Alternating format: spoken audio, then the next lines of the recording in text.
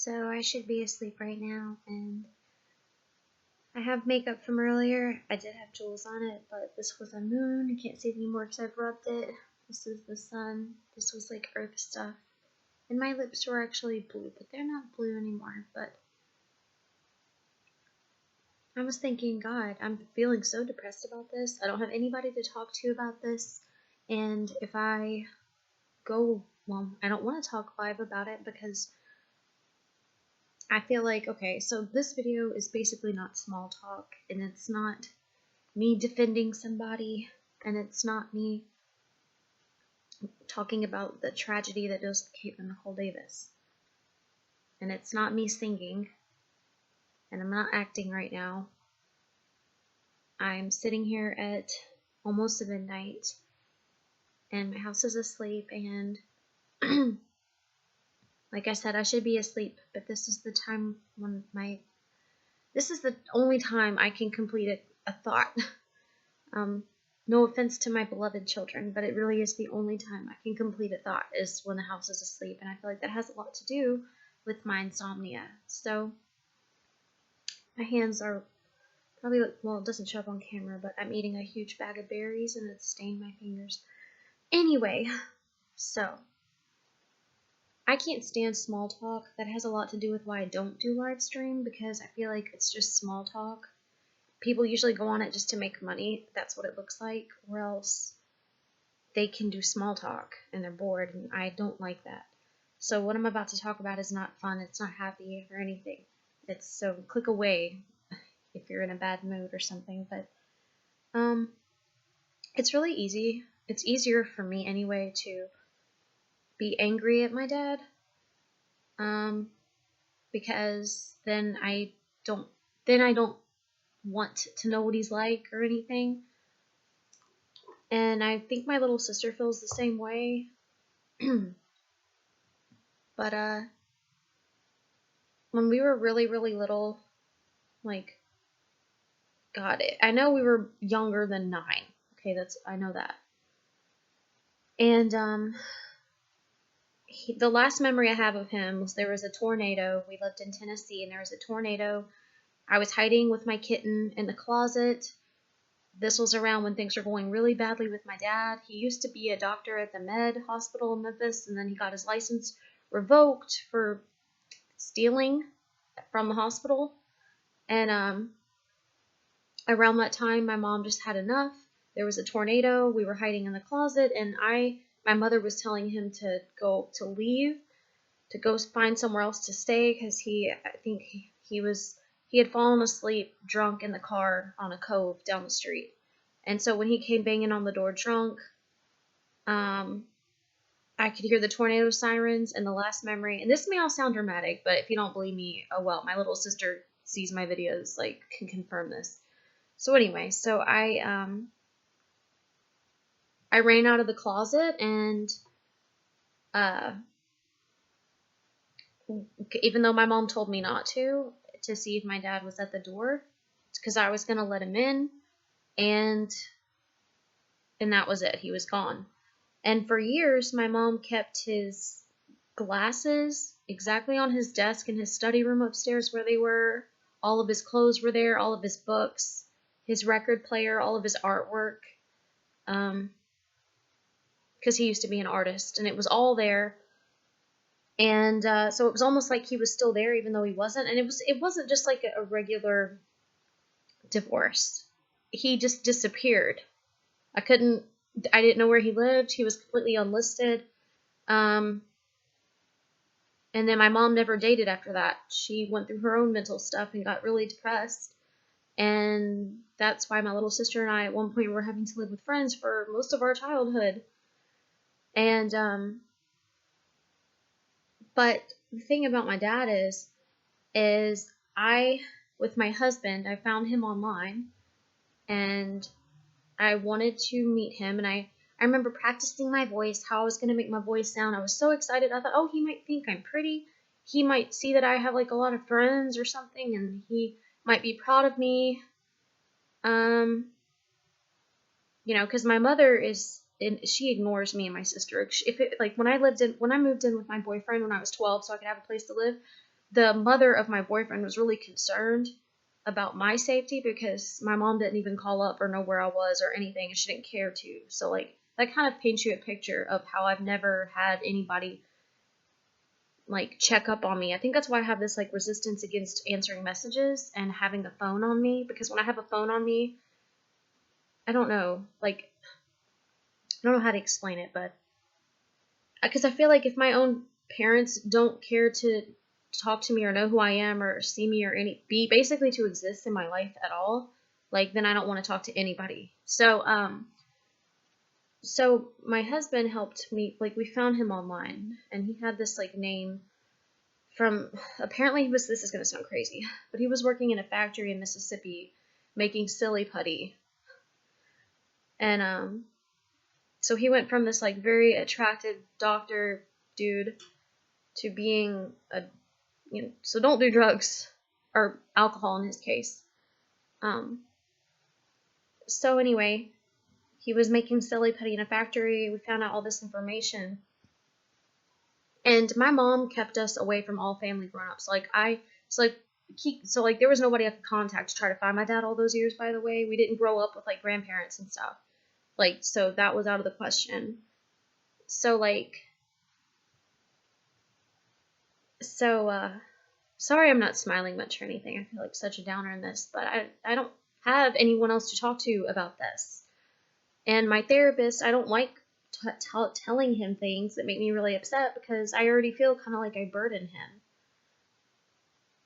I didn't even choose to see him, by the way. I was told to see him because of my marriage stuff. So, like, yeah.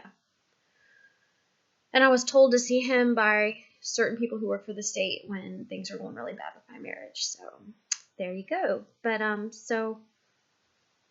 when we found my dad online, like I said, I was so excited to meet him, for him to meet me too. I thought, God, like maybe we'll really get along well, because like I'm into art a lot too, and I don't know, you just never know. I don't remember the memories I have of my dad that stand out, that like I actually remember. I remember him tickling me, doing the little piggy thing, but I remember my mom getting mad about it and saying he was being inappropriate. So like that's not a good memory. I remember him being drunk when kids were trick-or-treating at the door and him insulting children. I remember him being really drunk one day and jumping down the staircase with my cat into the wall. And I also remember him leaning down and telling me, Ray Ray, Daddy can't tell the time anymore. Daddy doesn't know how, because he was drunk. And that terrified me. And I remember finding beer bottles all over the house. And in this like weird, sick way, I would kind of get excited when I would, because I felt like if my parents were like arguing and like my mom caught him doing that, like she would be proud of me for like finding the beer bottles, because it was like she was not mad at me, if that makes sense. Like she was actually like happy with me, like, oh, thank you, Ray Ray. Like, so anyway, because my mom was so strict. If I had a zit on my face when I was like, I want to say it was the year before I moved out, so when I was like 12, she would look me up and down and tell me to walk in the living room behind her to get to the hallway instead of walking through the den, because the living room was behind the den. Like, in the 4th grade, I drew a picture of my teacher for some art contest, and it won. And her name was Miss Whitmire. And I drew her, and when I showed my mom and I was so proud of myself and I came home, she ripped up the picture because she told me that I drew Miss Whitmire prettier than I ever draw her. And I didn't understand why she would be like reacting the way she did, and she ended up ripping it up and raging almost all night. So when I went to school the next day, and my teacher, Miss Whitmire, was like, so was your mom happy to see that you won the art contest? I was like just like half asleep and depressed, and I was just like, yeah. Like, on top of that too, I had the psoriasis really bad, where it was like everybody was making fun of me. It was just a nightmare. So I was like, why did I even bring all that up? Okay, so basically, I really wanted to meet my dad, even though he disappeared and didn't care to ever talk to us. I wanted to meet him because I felt like, well, maybe he'll like me more than my mom does. Or I know my mom loves me, but like I also know that she's not happy, and I wish she would be happy. I would do anything to make her happy. So and I know a lot of people have it way worse. Keep that in mind, okay? So I'm not try to feel sorry for myself. I was looking for my dad. Right before I made this video, I was searching for him, and I couldn't find him. Like, I saw his, So anyway, I'll get to that. So my husband and I, we found him. We found him on, was it MySpace or Facebook? It was Facebook years ago. Well, like 6 years ago, I think. Yeah. And my perception of time is always off, by the way, so I'm sorry. So when I found him, like I said, I was really, really excited. And I prepared my voice and everything to talk to him, but he said that first he wanted to exchange messages online. So I was like, okay. So, but I knew I wasn't going to be able to have a real conversation with him if I didn't confront him for all the rumors I heard about him. So after, like, we exchanged pleasantries and stuff, and I was so nervous about this. Then I said, hi, well, I just, there are some things I'd like to ask you. Please be honest. I'm not going to judge you for it. I just want to know if you have any remorse or anything. And I asked him about how everyone in my family said that he sexually propositioned my older sister, my cousin, my female cousin, and his half sister. And his response basically was, in a nutshell, because he wrote a lot, was that I am a bitch like my mother, and that he was drunk when he did those things, and that he was talking to me, am not so kosher is how he worded it either. So I have no room to question him on this. And then he blocked me.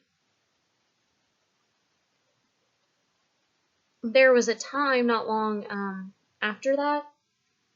Excuse me. Well, it was quite a bit before. What am I saying? See, this is what my perception time is so bad. So I was like, but again, this is before I moved in with my boyfriend. So I was like 12. When I was with, I don't even remember who I was with, but I was at a grocery store in Mississippi, and the person said, that man is staring at us weird. And I could have sworn it was my dad. And he saw me and hopped, like actually hopped, like a creepy little Rumpelstiltskin looking man, like hopped behind the cereal or whatever was around. And I swear it was my dad. And that haunted me. And as I got older, I would always look and wonder, is that my dad? Is that my dad? Because I knew he was out there somewhere. I just knew he was hiding. And so it was just really, like, I spent so long thinking I would meet him, and then there was a part of me that was kind of mad at my mom for never dating anybody. She would actually do the opposite. She would have men come over to do handiwork around the house when I was young, and then she would try to get me to dress sexy so that she could get discounts, and she would tell me to flirt with the men and stuff. And I'm lucky that none of these men took advantage of me. So, like, but anyway, so before I made this video, I was, like, looking to see if he was active online, because I just wanted to talk to him again and tell him sorry. And God, I'm gonna be 30. I'm gonna be 30 in November, and I just feel very alone. I really do. I have 2 kids, and I could never not want to know how they're doing. I don't care if they hated my guts. Even strangers online who don't mean anything to me. If I feel like I've hurt them or something, I don't ever want to hurt a person. So, like, I was looking, and on Twitter, his little handle, the Silly Putty, is what he called it, because that's where he was working, I guess, in the Silly Putty factory. I clicked on it, and I was actually really excited, because, oh my god, maybe I can just talk to him again, just to have a sense of connection with somebody, And and it said that his page had been suspended. And I Google his name all the time and where he lives, and nothing comes up at all. I search for his relatives, and I just feel like he's really sad. I just feel like I know he used to be really active online. Like, when I found him, he had a YouTube channel and he was uploading tons of videos. Not with him in it. There was one where he was singing, but like, they were all like, he would like shopping videos, and he was such a talented artist and writer, and I just get scared. I feel like I'm gonna Google his name one day and there's gonna be an obituary or something, and I just want to get to see him just once. And then my mom, she would go her whole life ignoring us, ignoring me and my sister. Like, she doesn't care. I know it probably sounds like a baby, but like, when the kids and I almost felt like she was mad when I got married, because she even made a comment like, well, I guess you won't talk to me anymore, which was so dumb because she doesn't talk to me anyway. And when I thought, wow, she's gonna be really happy. This was last year when the kids and I were living in a hotel because my husband is drinking and stuff. Right? It's like, okay, she's gonna be like super excited because she's gonna be like, well, no, Rachel has nobody. Like, I don't know. There's a part of her that like is happy when I'm miserable. So I thought, well, now she's gonna be nicer to me because I'm miserable. So I sent her an email saying that I was in a hotel, and well, I'd been in a house before this. I was separated from my husband like all summer long, and then 2 weeks before Christmas we had to go to a hotel. That had to deal with where we were living. And that's all I told her. And she went weeks not writing back, and then like a week after Christmas, she said like, "Love ya."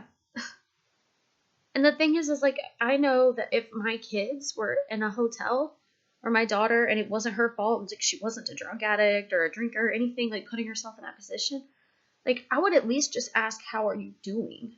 Like, just never having anybody in your life ask you, like anybody, I don't mean online. I don't mean like online friends. No offense to you guys, okay? I have some friends I've made through the Caitlin Nicole Davis groups, and like Courtney and Ian, and they'll ask me how I'm doing or how my heart's doing, and like it means so much, but like I wish I could get that too from my mom.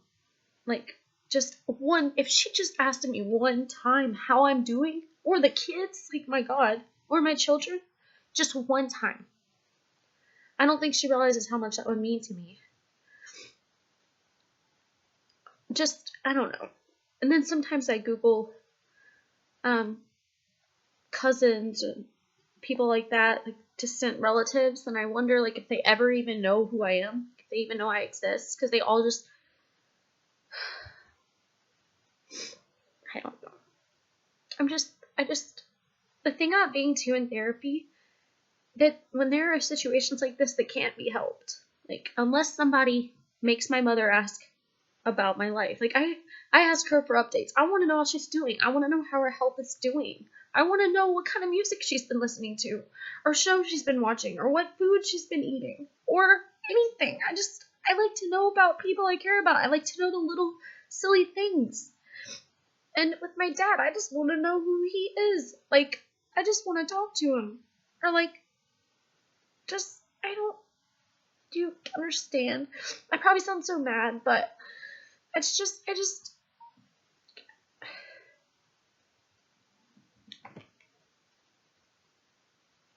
just don't want it to be too late. I don't want it to be too late. That's all. I don't want to Google their name one day and my mom or my dad be dead. My mom is almost 70, and my dad, well, he was 20 years younger than her, but she's a lot healthier than him, I think, because of his alcoholism. I just want them both to know that I love them very much.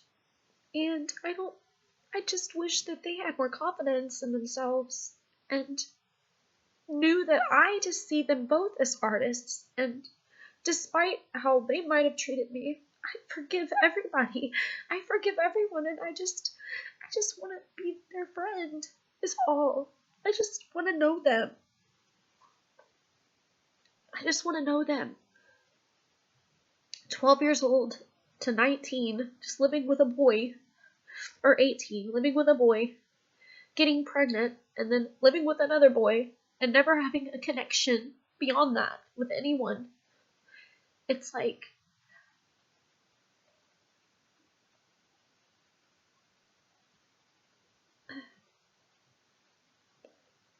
well, at least if something happens to me, they can maybe see this and realize that I loved them very, very much.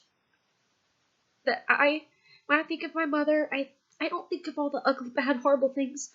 I think of the tea parties we would have together and the art stuff when we'd make purses out of papers, going to the library every week, riding our bikes, watching movies with her, the brilliant, funny things that she would say.